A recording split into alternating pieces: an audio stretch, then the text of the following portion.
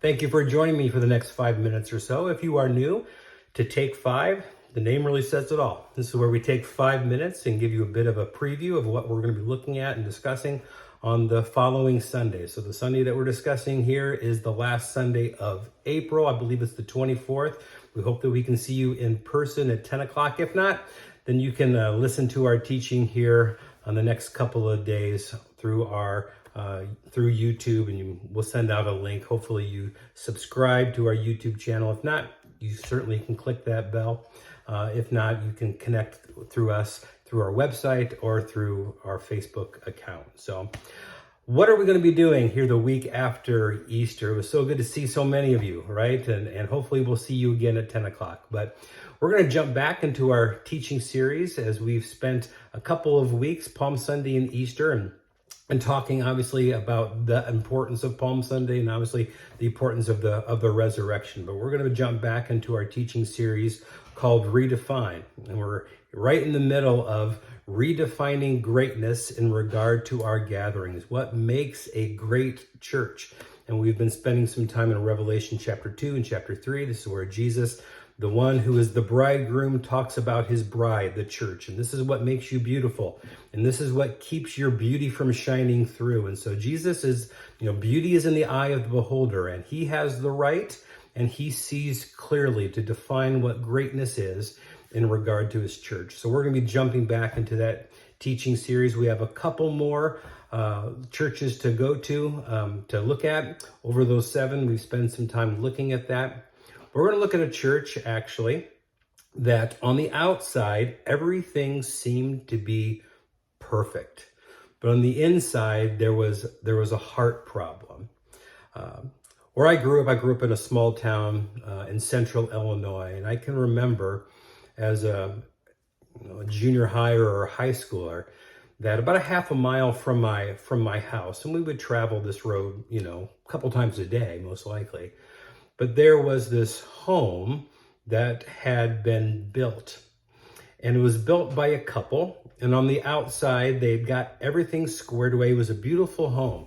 And unfortunately, maybe it was because they disagreed, or maybe the house became a point of contention, but they ended up getting a divorce. And so they never finished their house. And so on the outside, it seemed like everything was good, but inside there was no work. It was an empty shell. Eventually animals got in, and eventually, the county or the city or whoever the powers that be said, you need to do something, because it had sat really dormant for about a decade.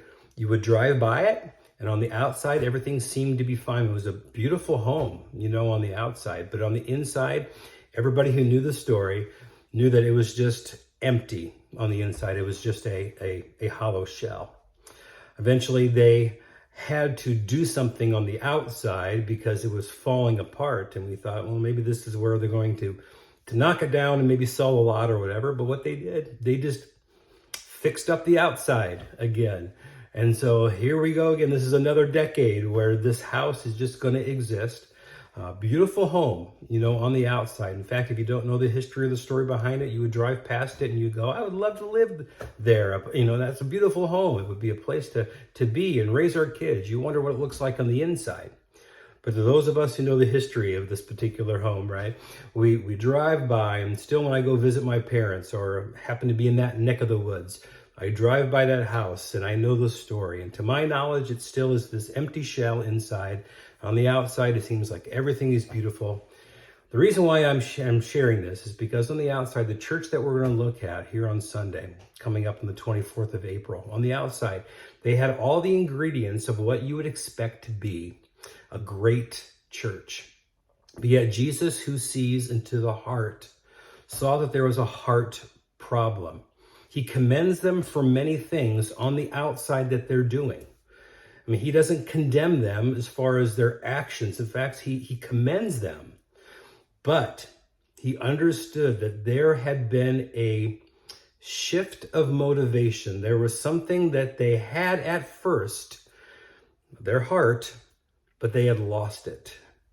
And so we're going to be discussing about that essential ingredient that Jesus sees in terms of what makes his church great. We hope that we can see you in person at 10 o'clock. If not, please join us, on Facebook or through Facebook on our YouTube page. Share this on your page. We would love to have your help into spreading this word so we can impact more people, right?